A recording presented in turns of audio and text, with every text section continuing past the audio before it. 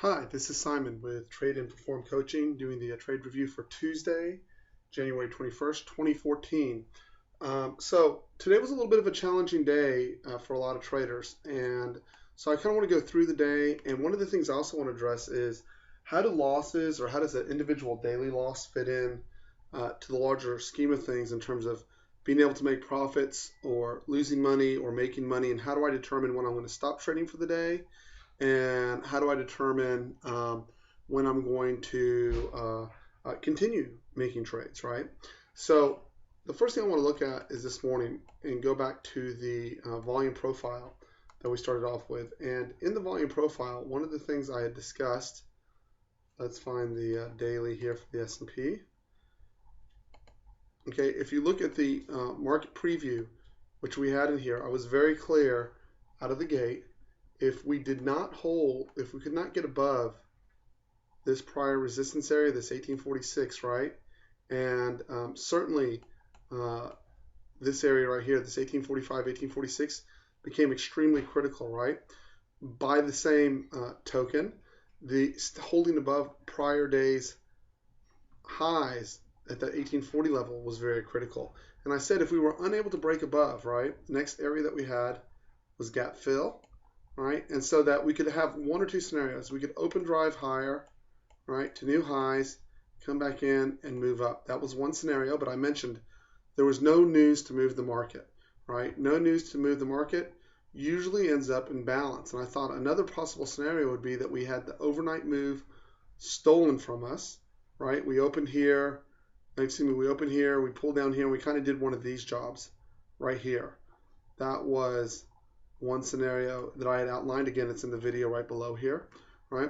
And then the third scenario I had outlined was that if we get below gap fill, we come up in backside test and we're unable to clear it, that could open us for a drive back to the lower end of this range, which was first defined by 1830, then 1820, followed by this 1810 area, right? And we pushed a little bit beyond this 1830 into 1826, I believe, right? And then we came back above and we traded all the way back up to the gap fill again in the afternoon, and we held there. So the question was, which one of these were we going to follow? So let's flip over, and then the last piece was we were going to key off of NQ to make our decision. So let's see which ones we followed, right? That's obviously a pretty easy way to take a look at what came of that. So we opened up. Friday's high was basically right here at 1841, and gap fill was down here at 1834. We were unable to hold above Friday's high. Clue number one: we didn't open drive, right? Open drive should have taken us up into initial resistance. We didn't get there. That was clue number one, that buyers were not as strong as we would have liked them to be. Clue number two: we were unable to hold above Friday's high. We came back in and we tested down, and we did half gap, and then we closed the gap right here. And then we were unable to get much juice off of the half gap, right? And this set us up in a pretty tricky situation. Now, the first thing I called out in real time, we've been in this zone for 25 minutes without a rotation up. That's a clue for you, right? You've got to decide when you're trying to make a mental, when you're trying to decide on your P&L and how you're going to attack a trade. What do you risk by closing the trade up? That it would have rotated up and given you your 2 points, so you took a potential profit off the table. However, what did I opt for? I said I couldn't get the rotation up in even 30 minutes, right? I took a 2-tick loss and I protected myself for the next trade, right? Why? Those who didn't ended up taking a full, in this particular case, since I took the top of the zone, would have taken a full 4-point stop here instead of a 2-tick stop. Dramatic difference on your P&L in the day, right? Number two, I took this zone on this rotation here. This was basically 1836 and change. If I take away 6 points, I took it right here at the back of the zone, or just past the middle of the zone at 1830 and a quarter. Normally, what do I get in each of these rotations when I get to a zone? I get a rotation up. The gross majority of the time, worst case scenarios I often get is this basing pattern that we had over here. So this particular time it came down and it stopped me out. Did I get the zone right? or wrong? Maybe. I can tell you that was Friday's lows and Globex lows. And normally on Globex lows or Friday's lows, first time in, I'll get responsive buyers. If nothing else, at least for a pause back up. That didn't happen in this situation. No problem. I took the loss. No big deal. The next area I said that I'd be looking for a trade would either be down here in this 1824 area, which we did not reach, or this 1834, 1836, right? Low is 1826. 1834 would be an 8-point rotation up. That's usually good for a rotation down. I tweeted out when I was talking about this trade because I was on a conference call from 11:30, right? And I said, time of day does not favor us in this zone, okay? Next thing you have to look at in terms of whether you took this trade, you took the stop, or you didn't take the stop, right? 5, 10, 15, 20, 25 minutes. Okay, I want to be clear about this and highlight it.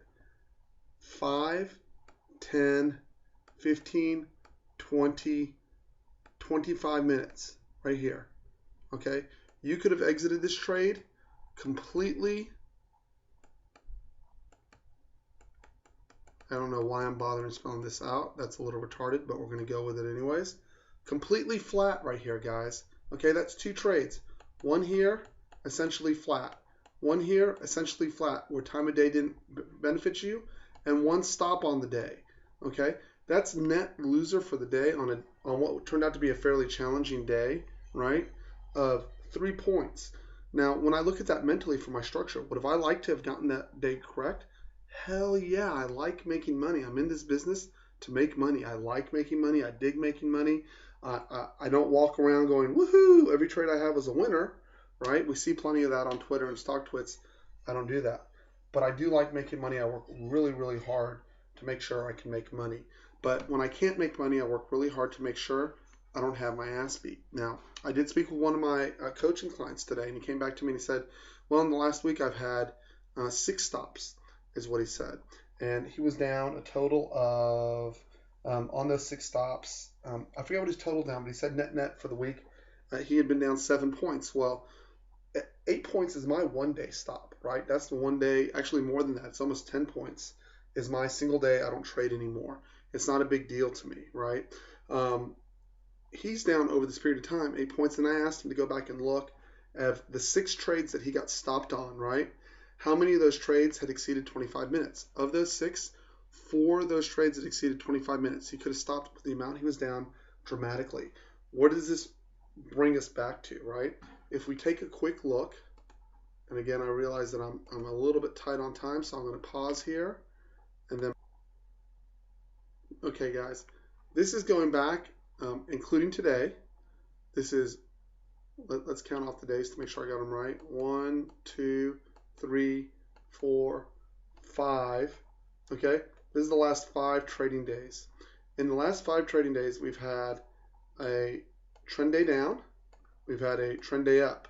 Very difficult to be a contra trader in trend days. If you called this perfectly or you nailed this, congratulations. I didn't necessarily, and I don't have an issue with that. That's not a big deal for me. Okay, I actually think I had a decent day in here, but I don't remember. Okay, this is Chop City right in here, right? But even then, if you'd focused your trades prior to 12 o'clock, you should have done fine. Same thing here. Prior to 12 o'clock, you should have done fine with these rotations. Okay, but for the most part, we haven't had a lot of movement. We've been choppy for 1, 2, 3, and now we had the 4th day where we had a morning where we just kind of fell off a cliff there, right? But even in falling off a cliff, right, we were able to protect ourselves for the most part. Not all markets are perfect for this style of trading. I don't present them to be in that light, right? But what I do present is a consistency and approach that lets me increase my trade size over a relatively short period of time, right? It lets me manage my downside trades in a very accurate way, reduce my anxiety in trading, and decrease the fear I have of taking a trade. So yes, can we go through periods like this where they're very difficult? Yeah, but nowhere in this entire period of time, I didn't get my butt kicked here. I didn't get my butt kicked here, right? And I did okay through this chop area, right? I actually think I had a good day on Friday, but I don't remember anymore, quite frankly.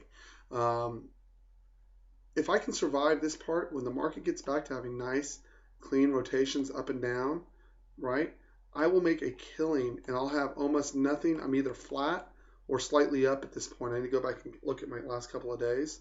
But the point of that is this market will return to nice, smooth trading, right? If you look back to early October of last year, I was having difficulty because we were getting open drives up every single day where we were just shooting higher every day. It made it very difficult to get good trade position, okay? And I survived that period of time to go on and flourish and make a lot of money, not just for myself, but the guys I'm coaching. You have to decide whether it's okay for you to have a down day. If you're going to force your hand and you have to have an up day every day, if you're going to force your trades past that 25-minute time frame, okay, you're going to find yourself losing more money than you want to lose. It's got to be okay for you to have a down day and walk away. Now, as your trading skills grow, are there other trades? Sure, there's scalps to be had in NQ, CL, as well as GC, gold, oil, and NQ all provide fantastic scalping opportunities.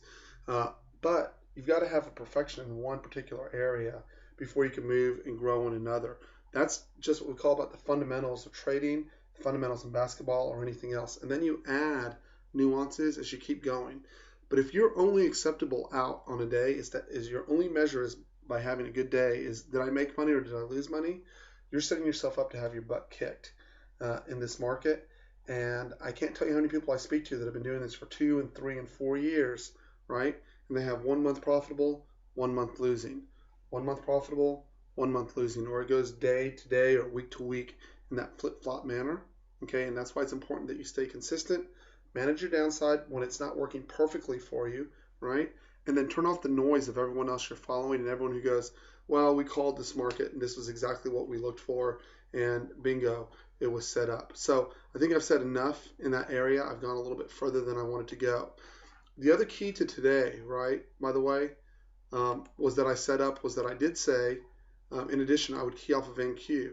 And if you look at NQ, we were unable to break to new highs. This is Friday's high. It was this whole area was critical, as I stated. As soon as we broke below, you knew, right, that ES was unlikely to trade higher. If you look at the rotations in NQ, they actually work quite nicely, right?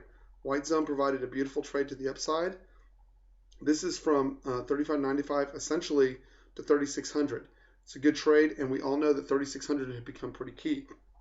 Below 3600, we pushed down to just below 3580. 3579 was actually where this level should have been. I had 3578.96, but it just came down and tagged it. It would have been very hard to catch long from right there, but it gave you a very nice rotation back up through the zone. Again, after 1030, shorting is difficult, and we pushed right up through this white zone all the way back up to the end of the day. It would not surprise me to see us trade above these levels overnight and open at new highs and then push up from there. I think that scenario is still on the table. If we don't, right, if 3610 caps us again and we're unable to make new highs, the longer we hang out here with the inability to make new highs, the easier it'll be to push down. So these are my takeaways from the day that I want to emphasize again. It's got to be all right for you to lose money. Be nice to yourself as a trader. Don't hold out on hoping a trade will win. If it exceeds the time period, you should be keeping a track of how long your average trade takes to pay you. If you're exceeding that time frame, get out of the trade. There's going to be another trade coming right down the road. It always happens every single day. Easiest times of day to make money is prior to this, well, really this 11:30 to 12 o'clock slot. Doesn't mean you can't make money in the afternoon. It's just damn harder. I usually cut my trade size in the afternoon to compensate for the increased difficulties, okay? And make sure that you're keeping careful statistics so you can learn from your own trading decisions and improve upon them as you're moving forward. You don't have to be a losing trader and you don't have to be a break-even trader. You do have to be nice to yourself as a trader and cut yourself some slack and allow yourself to have a down day. It's no big deal. Anyways, my name is Simon. I'm with Trade and Perform Coaching. I sure hope this helps some people out there. Again, don't forget to join us in the morning market preview.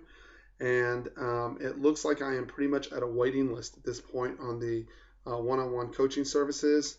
And I will open spots as they become available to those that are on the waiting list. And, you know, it's a first right of refusal, and we'll move from there. Anyways, have a great night, guys. I will see y'all bright and early in the morning. Clients, I will try to get the charts posted very early for y'all. We'll talk to you later. Goodbye.